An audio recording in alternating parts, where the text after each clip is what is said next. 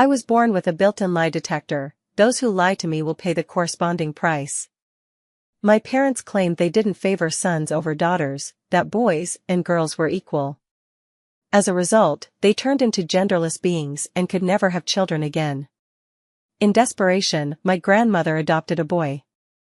To ensure he grew up strong, she tricked me, sticking needles into my head. In the end, every needle ended up piercing her precious grandson instead. Years later, my boyfriend proposed to me. He swore he'd love me forever, or else be struck by lightning.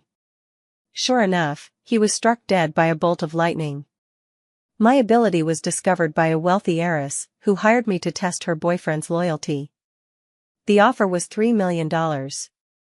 Soon, I became famous in wealthy circles, with everyone seeking my services.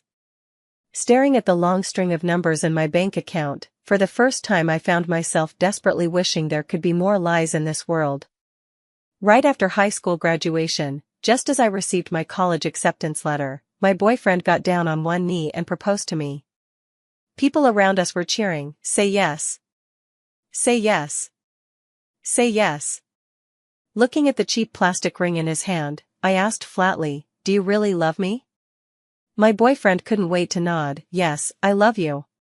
He raised 3 fingers, "I swear, I will love you for a lifetime, or may lightning strike me dead." I believed him wholeheartedly and gave a sweet smile. Yet the very next second, the familiar sound of a lie detection alert rang in my ears. My smile froze at the corners of my lips. Then, dark clouds gathered, and thunder roared across the sky. My bewildered boyfriend looked up as people around murmured, "It's about to rain." And then, I watched helplessly as lightning struck him. Still frozen in his earlier pose, his body was charred black, his dilated pupils unfocused.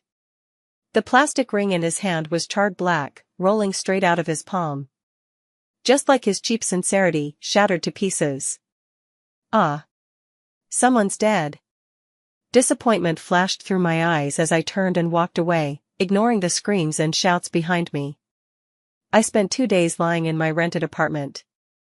Just as I was about to go to the kitchen to cook instant noodles, someone knocked on my door. Opening the door, I was surprised to find Madison, the famously wealthy heiress from our school. Madison gave a look to the 2 bodyguards, and they barged right in. I was forced onto the couch, locking eyes with her in a tense standoff. "Your boyfriend is dead, right?" My expression shifted slightly. How incredibly rude to just ask someone if they're dead like that. Madison lifted her chin slightly, and the bodyguard produced 2 cases, opening them to reveal stacks of cash inside. "Scarlett, I know about your ability, the one that lets you detect lies. Help me test my boyfriend, and all this money will be yours." I was tempted but hesitated, warning, this could get someone killed. Madison raised her voice, "You think I care? I'm so perfect, how could he not love me?" The lie detector chime sounded again. I sighed inwardly. Madison clearly cared deeply. The next second, the light bulb above us came crashing down. The bodyguard swiftly shielded her head. Madison screamed and scrambled to her feet, looking at me in panic. "See, you lied. You do care about your boyfriend." I was born with a built-in lie detector. Whenever someone lies to me, an alert sound rings in my ears. Then the person will pay a corresponding price, big or small. Upon hearing this, Madison's eyes brightened even more. "Then help me. Should I call him over? Here's his contact information." I first tried adding Madison's boyfriend Caleb's contact. But it didn't go through. He rejected me. Madison was quite pleased. "See, he's got great boundaries." I stared at the stacks of cash in the box, my eyes full of longing. I cleared my throat. "How about you bring him over tomorrow? I'll test him in person, just a few questions will do." Madison was thrilled. "Deal." After seeing them out, I carefully locked the door of my rented apartment, then pounced on the dollar bills. I counted them one by one. I'd probably never seen so much money in my life, counting until my fingers cramped. $3 million in total, and I counted it 3 times over. Madison was seriously rich. I don't have to work part-time to pay for my college tuition for the next 4 years. But before I could celebrate for more than a few seconds, my parents called. Scarlett, do you have any money? We want to give some gifts to the matchmaker to find a wife for your brother. I replied evenly, I don't have any money. Well, that's perfect. I found you a good match. Girls don't need to read so many books, it's useless. You should think about your brother. He's simple-minded, what will happen if he doesn't have a wife in the future? I couldn't help but laugh out loud and immediately hung up the phone. What followed was a barrage of messages and calls, all calling me an ungrateful wretch with no conscience. When I was little, I had just figured out my innate lie detector and eagerly tested whether my parents truly loved me. Mom, Dad, after you have a little brother, will you abandon me? Mom gently stroked my face and said, how could we ever abandon you? You're our precious darling. Boys and girls are exactly the same to us. That night, they became asexual beings. When they received the medical report at the hospital, they cried their hearts out. My son. We won't have a son anymore. At that moment, I realized they never loved me. They were all liars. Watching them cry so pathetically, I couldn't help but laugh out loud. Hearing this, my father grabbed a bamboo rod to beat me. I shouted, you're asexual. Not even male anymore, how can you still be my father? My shouting made the whole village aware of this matter. My parents were utterly humiliated and threatened to drink pesticide to end their lives that very day. In desperation, Grandma brought home a boy, instantly soothing their hearts. My parents doted on him all day long, telling me to call him little brother. Later, Grandma somehow heard of a folk remedy to ward off misfortune, one that would ensure her precious grandson grew up strong and healthy. Grandma produced 3 silver needles and approached me. Scarlett, if we just insert these 3 needles into your head, you'll become clever. My expression was icy cold, the constant buzzing of the notification sound in my ears nearly deafening. Sure, I want to become smarter. Perfect timing, I wanted to test whether those who lied to me could actually harm me. At worst, I could always run away anytime. But before the needle could even touch my head, my younger brother started crying. Grandma rushed to comfort him in a panic, yet by evening, he was still wailing.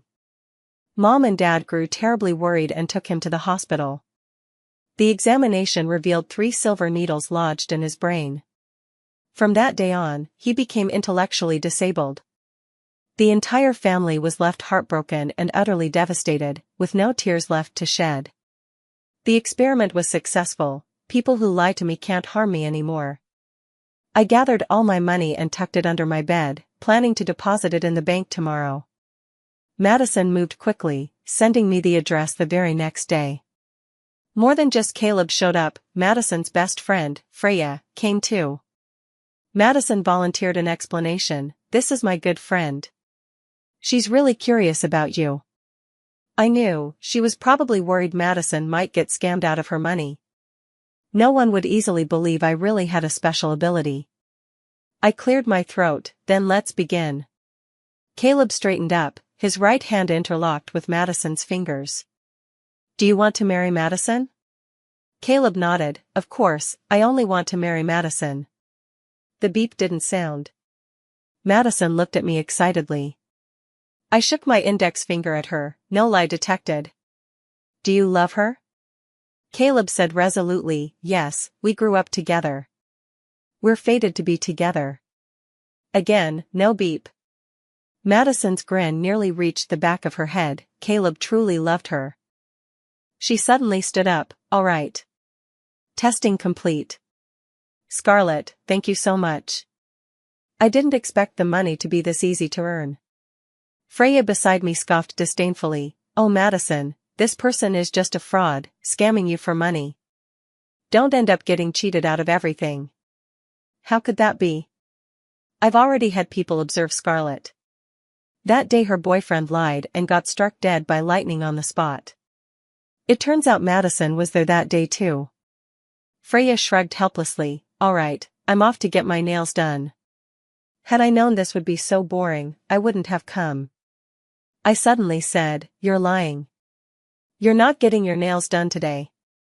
Freya reacted strongly. What nonsense are you talking about? The next second, the coffee cup in front of us exploded, splattering everywhere. Caleb let go of Madison's hand and instinctively shielded Freya. The atmosphere turned awkward. This was entirely Caleb's reflexive reaction. I immediately realized this was my moment. May I ask why you shielded Freya? Caleb sounded slightly flustered as his gaze involuntarily shifted to Madison. Because she's Madison's friend. How could I just stand by and watch her get hurt? The lie detector beeped. Wrong reason. I got excited. Then what's your relationship with Freya? Caleb's voice faltered. She's my girlfriend's good sister.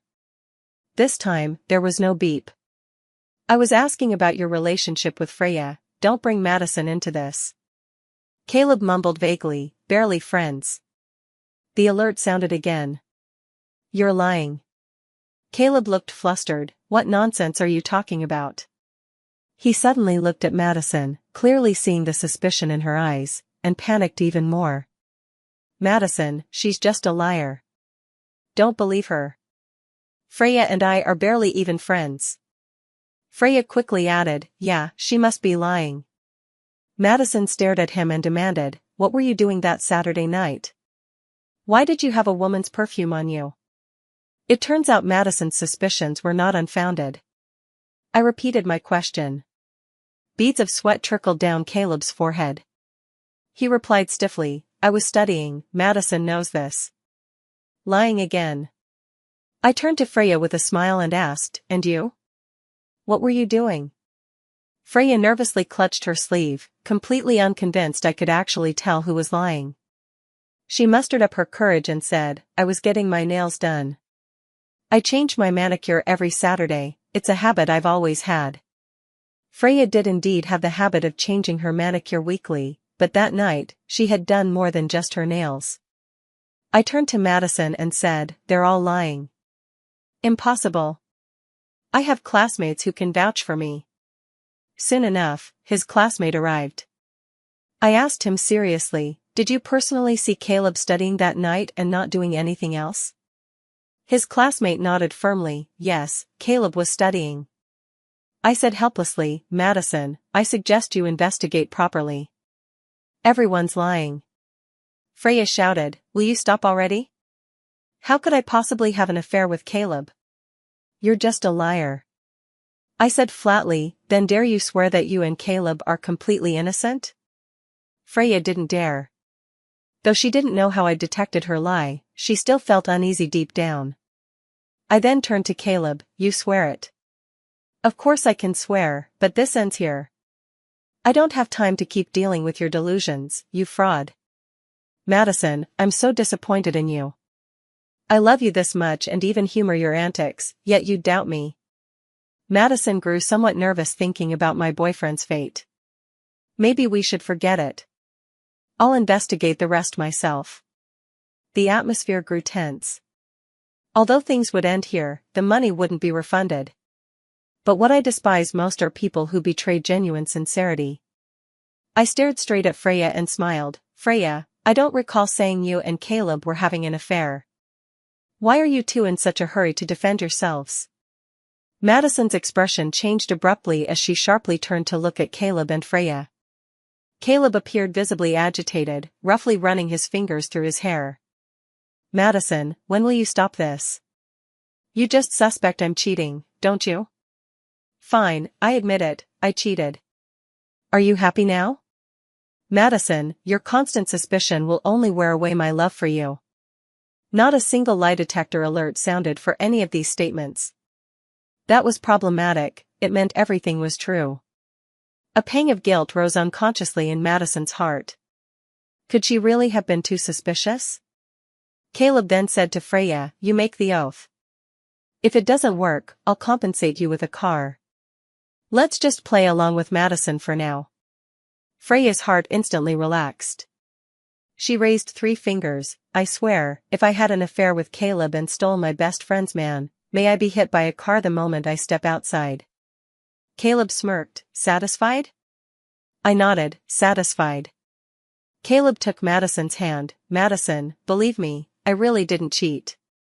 You're the only one I love. Let's drop it this time, I can't handle jokes like this. Madison's expression softened as she nodded hesitantly. Goodbye, you can go back now. I still want to finish the desserts on the table. I lowered my head and focused on eating the cake. A single slice cost over 1,000. I'd never tasted anything like it in my life. Freya rolled her eyes. Cheap trash. Madison frowned. Freya, don't be rude. Freya snorted coldly. Just as I was finishing off a piece of cake, I heard the screech of car brakes. I picked up my coffee and looked down from the window. Freya had been sent flying by the impact, unconscious and bleeding heavily. Without stopping, the car plowed straight into Caleb and his classmates. Screams erupted everywhere. Caleb was slammed against a tree, clutching his leg frantically. Ah! My leg's broken, he cried. Because everyone lied. The consequences befell each person, some lightly, some severely. A panicked and remorseful Madison looked up, meeting my gaze. I raised my glass to her in acknowledgement. Your money wasn't wasted. Madison followed me back to the rental apartment, crying nonstop along the way. I pulled out the cheap napkins I'd bought and wiped her tears. After all, she was my patron. Freya died on the spot. Caleb broke his leg. His classmate escaped with just a scrape, a false alarm. You tell me, I'd done so much for Caleb, even brought resources to his family. How could he betray me like this? Freya came from a poor family, and I was the one who funded her tuition. Why would they betray me like this? Madison burst into tears.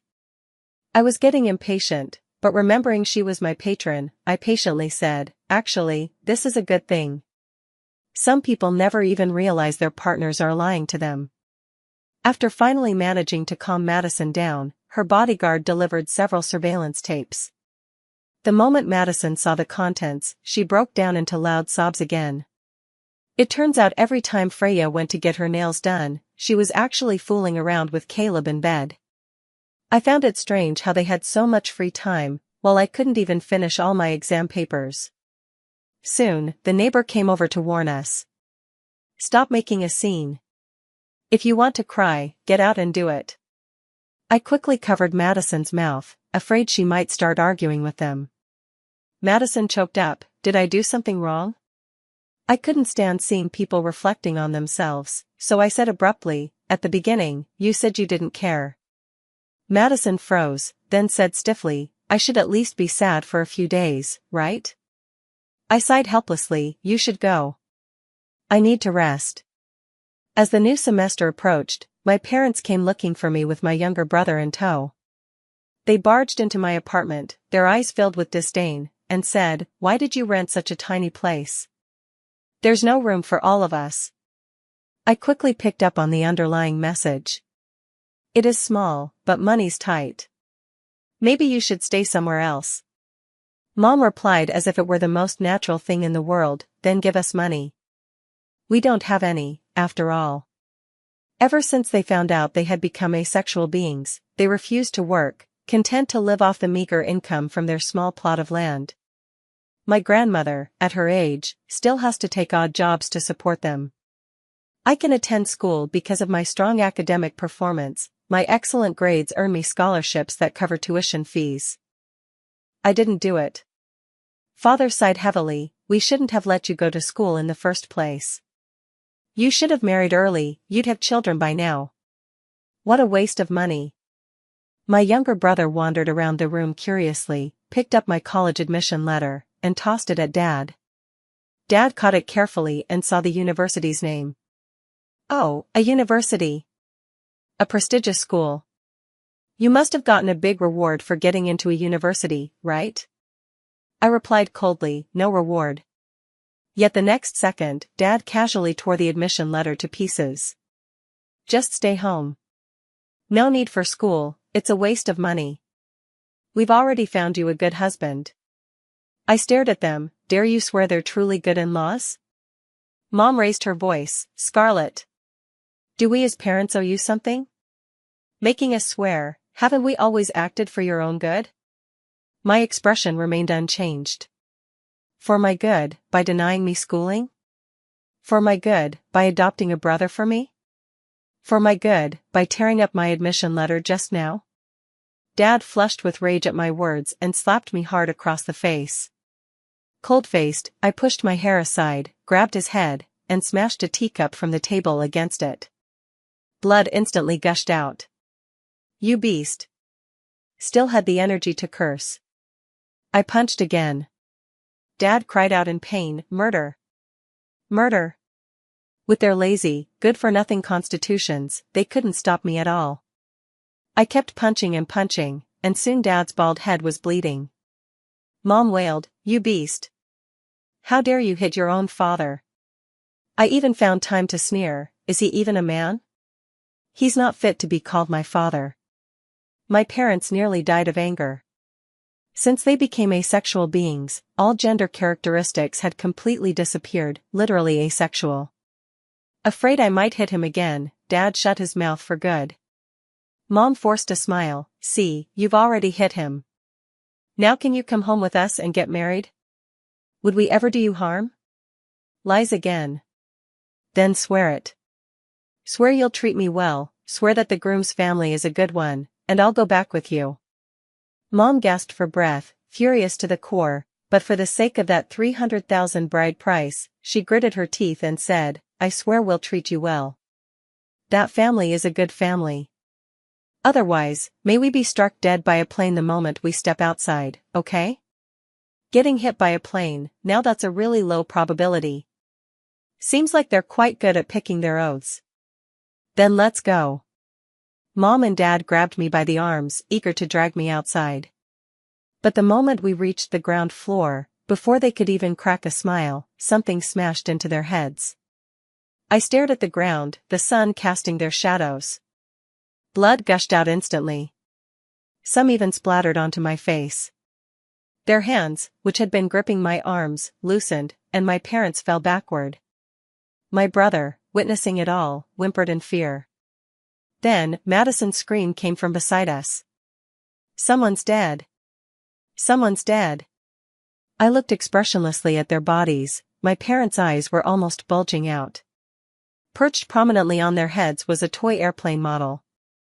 Small, but fatal when dropped from a height. Madison rushed over to me and asked, "What happened?" "Lying to me comes with consequences." I looked up toward the rooftop and saw several parents dragging their children downstairs in a hurry, choking back sobs as they apologized to me. "Sorry, we're so sorry. We'll compensate you for everything. The kids are still young. Could you please?" I glanced at the 3 children and said, "Don't play on the rooftop next time. It wouldn't be good if you ended up killing someone by accident." Fortunately, it was my parents who got killed. I signed a letter of forgiveness for them. But their conscience troubled them, so they scraped together 800,000 yuan for me. Madison was dumbfounded by my actions. "They were your own parents." I replied calmly, "They were going to sell me for a bride price." Madison fell silent instantly. After a while, she asked, "What's a bride price?" "Ah, she really is a young lady who knows nothing of the world's hardships. I sent a car to transport all of them back to our hometown. Grandma wept uncontrollably when she saw their bodies. I left all 800,000 for her. After all, she still had to care for her mentally disabled grandson. From then on, this family had nothing to do with me. After all the chaos, Madison finally told me why she had come to see me. "My aunt wants your help." I frowned. "Another man to test?" Madison shook her head. "No, my aunt couldn't care less about a man's sincerity. She's kept who knows how many male companions." "Name your price." Madison held up a number with her fingers. $10 million. My heart instantly raced. I got into Madison's car and arrived at her aunt's villa, where she was currently engaged in physical activities with a man. Madison gave an awkward smile. "That's just how my aunt is." Madison and I waited a while before my aunt finished. She waved at the man, and he obediently put on his clothes and left. My aunt had a fiery figure. She casually draped her outer garment over herself and looked at me. Quite handsome, just a bit rough around the edges. I was nervous. I prefer men. My aunt burst out laughing and waved at Madison, who immediately walked out. I heard you can tell when someone's lying. I nodded, yes. From now on, stay by my side. I'll give you 10 million every month. I was utterly shocked inside, but remained calm on the surface. What exactly would the job entail? Attending work negotiations with me. Understood. After that, I followed my aunt out early and returned late every day, negotiating deals. Many people came to know me. They thought I was someone with connections. Those well-informed even tried to poach me with hefty offers. Being able to detect lies naturally gave me an edge in the business world. My wealth grew steadily as I shuttled between school and the company every day, occasionally taking on small jobs. Madison set up a studio for my convenience. She funded it voluntarily, aiming to keep me tied down so I'd continue working for her aunt. Of course, the most frequent small jobs I took were about relationship issues. Honestly, I never understood why people were so fixated on love. No one loves another person forever. That day, Zoe, the campus belle of a university, came to me. With a troubled expression, she handed me $100,000. She said, "This is all I can give you. Please, will you help me? What do you need?" Zoe seemed almost unable to get the words out, her voice very quiet. "Can you ask my stepfather whether he truly cares for me in his heart?" I paused for a moment. "Bring him here, and I'll ask him." A few days later, Zoe actually brought her stepfather over. The two of them maintained a distant demeanor, and Zoe's gaze at him was full of conflict, as if trapped in sorrow with no way out. With professional composure, I kept my own emotions from showing on my face. I asked bluntly, "Do you love her?" Her stepfather replied, "No." No lie detected. Zoe panicked, tears welling up in her eyes. Well then, mission accomplished. Her stepfather said to me, "After her mother passed away, I kept raising her out of a sense of responsibility. She's only dependent on me. Once she becomes an adult, I won't be involved anymore." Zoe stood up in agitation. "Oliver, I refuse to believe you don't love me." I clutched my head in pain, but the next moment, the door to my studio burst open. To my shock, I saw Caleb standing there with his prosthetic leg. "Uncle, what are you doing here?" He looked at me, his eyes filled with hatred. Zoe's stepfather sighed, "Play with the kid." Zoe was still crying, trembling all over. Caleb was nervous. "You didn't swear, did you?" Zoe's stepfather was acting strange. "No, what are you here for?" Caleb breathed a sigh of relief and gritted his teeth at me. "I need to talk to Scarlett." Zoe's stepfather didn't seem to care. "Seems Scarlett is quite popular." Then he left with Zoe. Caleb plopped down in front of me. "Liar, you ruined my life and killed Freya." I said flatly, "You're the one who lied." Caleb pointed at me. "This isn't over between us." That same day, my shop got trashed. My scandal also broke out online. 2 elderly women and a 40-year-old man were crying to the media, accusing me of marriage fraud and swindling 300,000 yuan in betrothal gifts from their family. Then, many more people emerged, some of whom were my former clients, claiming I was involved in fraud, profiting by seeing through people's lies. Many who didn't know the whole story undoubtedly didn't believe me and assumed I was scamming. The police took me away. With a calm expression, I told the officers, "I didn't deceive anyone, nor did I commit marriage fraud." "You still claim you're not lying. What's the difference between you and a fraudster?" "The difference is huge. I can detect lies. But those who refuse to believe will never trust me." I contacted Madison, and soon she sent someone to get me out. But without any clarification, my reputation remained tarnished. Walking through campus, I still faced insults. I didn't care in the slightest, quietly gathering evidence with Madison. It was all orchestrated by Caleb. The people who accused me of marriage fraud were indeed the in-laws my parents found for me. My parents took the betrothal gifts without my consent. I reached out to them, wanting to ask for an explanation. Ideally, they could clear my name and state the reason. That way, I wouldn't waste my effort. But only Jack showed up. The moment Jack saw me, he lunged forward, reaching out to touch my face. He grinned, so fresh, I've never slept with a college girl before in my life. I dodged his hand and glared at him coldly. How much did Caleb pay you? Not much, just $500,000. Great, you earned $500,000 by smearing my reputation. Now, help me clarify, I never took your betrothal gifts, let alone committed marriage fraud. Jack's expression darkened. You're playing with me. You're coming home with me right now to have children. Women are born to be slept with by me. Don't bring those bad habits you learned outside back home. I smiled helplessly. I hadn't wanted to deal with them like this. Jack, do you believe in karma? Jack froze for a moment, then sneered, you're spouting nonsense again. I know you've made a lot of money through scams. From now on, I'll be handling the money, a woman like you can't manage it properly. Jack glanced around and, seeing no one nearby, grinned. Wife, let me have some fun first, then we'll go home. I obediently let Jack push me to the ground. Staring at his repulsive face, I asked, will you treat me well in the future? Jack replied offhandedly, of course I will. Let me have some fun first, I've never slept with a college student before. The lie took effect, the prompt sounded in my ear, I tilted my head and revealed a smile. Jack screamed from his body, frantically covering his lower half as he collapsed to the ground. I sat up, crossing my legs to look at him. I saw blood continuously flowing from his lower body. Ah! Someone help!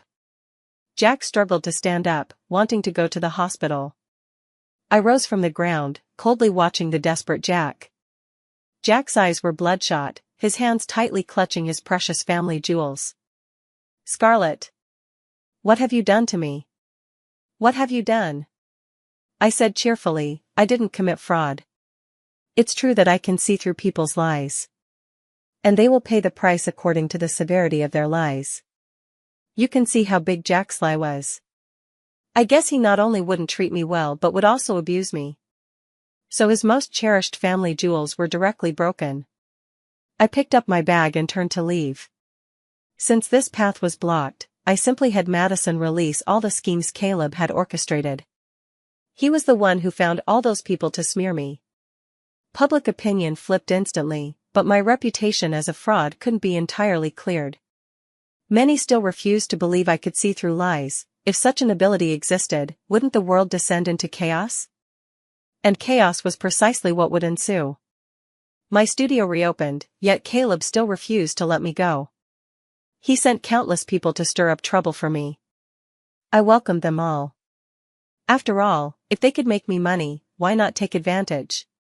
Caleb sternly warned them, don't lie to her, and never, ever swear an oath. What a coincidence, someone who refused to believe in curses decided to test his luck, lying to me and even swearing an oath. The moment he stepped out the door, the sun scorched him to death. He was literally baked dry. A crowd instantly gathered. Caleb seized the opportunity to call the police and had me arrested, accusing me of murder. He even dug up the deaths of my ex-boyfriend and my parents. Caleb went into a frenzy at the police station, screaming at me, you have to believe me. Scarlett is a walking calamity. She's killing people in her own way. She's a monster.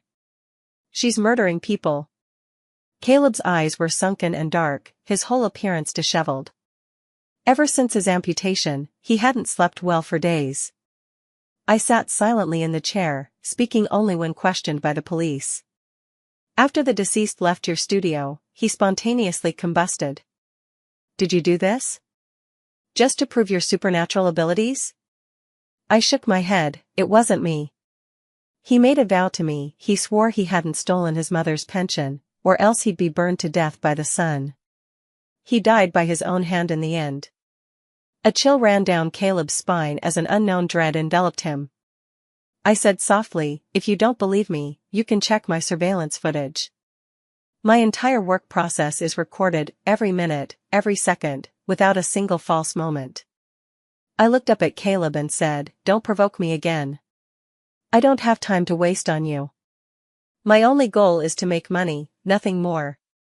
Caleb was trembling all over, though whether from anger or fear was unclear. Scarlett, did you put a curse on me? Ever since Caleb met me, his luck has taken a turn for the worse. First, he lost his legs, then his parents' trust, completely cutting him off from the center of power. The family has no shortage of sons. I'm not that sinister, only those who are sincere can live well. Madison arrived late with her aunt in tow. Scarlett, are you okay? When Caleb saw Madison, tears welled up in his eyes. Madison, why are you still associating with this evil creature? She'll ruin you sooner or later. In this world, it's impossible to live without lies, and you can't go your whole life without telling one. Aren't you afraid? Aren't you afraid of the consequences coming back to you? Madison's breath hitched. Caleb, it seems you still don't understand right from wrong. You betrayed me, you deserve to die, understand? Caleb's heart ached painfully. Madison, I was just trying something new. I never wanted to leave you, I was planning to marry you. Madison laughed, you only want to marry me because of my family's power and status. I quietly said, Madison, as long as you don't lie to me, you won't have to pay any price, so you don't need to listen to his deceitful words. Besides, small lies are harmless, at worst, you might just have a bit of bad luck. The world should allow for white lies, shouldn't it? I was bailed out again, and my aunt said to me, tomorrow, I need you to negotiate with me. After Caleb messed with me several times, my studio couldn't operate for the time being, and I was too busy. My aunt was the big client. I nodded. Auntie laughed and immediately gifted me a designer handbag worth over $1 million. I accepted it. Auntie's tone turned icy, I won't let Caleb off easy. I can't lose you. I knew it wasn't me she couldn't lose, it was my ability. I didn't care. Having value suited me just fine. Still, I was curious what she'd do to Caleb. How exactly won't you let him off easy? I asked. He doesn't even dare lie anymore. Caleb's family conglomerate is on its last legs. By next year, I'll have swallowed up Caleb's family business. I never expected that this negotiation would be with my aunt's husband. Benjamin, pleased to meet you. I'm Scarlett, your aunt's assistant. I extended my hand toward Benjamin. Benjamin looked at me with some nervousness. He wasn't unaware of the rumors circulating about me. The wealthy are all about superstitions, and given how eerie I am, he's even more terrified. When I spoke to him, he wouldn't even acknowledge me. Auntie rolled her eyes and kicked Benjamin. Didn't you say earlier that you were unhappy with the divorce agreement? Why aren't you saying anything now? Benjamin wiped the cold sweat from his forehead. You shameless woman. You have no right to speak to me. Get Scarlett out of here right now. Auntie looked at him with disdain. Let me ask you, didn't we agree to live our own lives but not have children? You're the one who broke our pact. Over the years, I poured considerable resources into you, you've definitely gotten your money's worth. Upon hearing another scandalous revelation, my expression remained utterly unfazed. Auntie glanced at me, and I quickly interjected, Benjamin, where are you hiding your son now? Benjamin's breathing became erratic as he shouted, this is murder. You're all murderers. Benjamin didn't dare to speak, didn't dare to answer directly at all. I sighed helplessly and continued, Benjamin, don't make me angry. I have plenty of ways to make you talk. 1 day wouldn't do, then 2. 2 days wouldn't do, then 3. I didn't believe he could hold out. Yet Benjamin couldn't even last 2 hours. Because Auntie threatened him with his own mother. Everyone has a weakness, there's always a way to crack them open. Benjamin slumped his head in despair. My son is abroad. His aunt's face darkened. Someone, go send for him and bring him back. What are you trying to do? His aunt curled a smile. Of course, to reunite you and your son. Benjamin was terrified. He fell to his knees before his aunt, tears streaming down his face. I was wrong, I was truly wrong. I'll leave with nothing, just spare me, please. Divorcing with nothing is too easy. My aunt whispered softly, I won't let you off, but this is a society ruled by law. I have my ways. I looked at my aunt, my mind made up. Benjamin was forced to lie and swear an oath. That night, he was struck by a crystal chandelier and only survived by undergoing a high-level amputation. Auntie, are you going to do the same to that child? To my surprise, she didn't go for the kill. She said, the child is innocent, but without money, he's nothing. He'll only be a poor man for the rest of his life. Yet I overheard my aunt mutter, why doesn't he trust me? Am I really that cruel? To think I'd harm a 7 or 8-year-old child. Aunt and Benjamin had once shared love. But that was all over now. The next day, I received 10 million yuan. Staring at the numbers in my bank account, my heart raced uncontrollably. Once again, I prayed, hoping there would be more lies in this world. I don't want sincerity, I just want money. Long live money!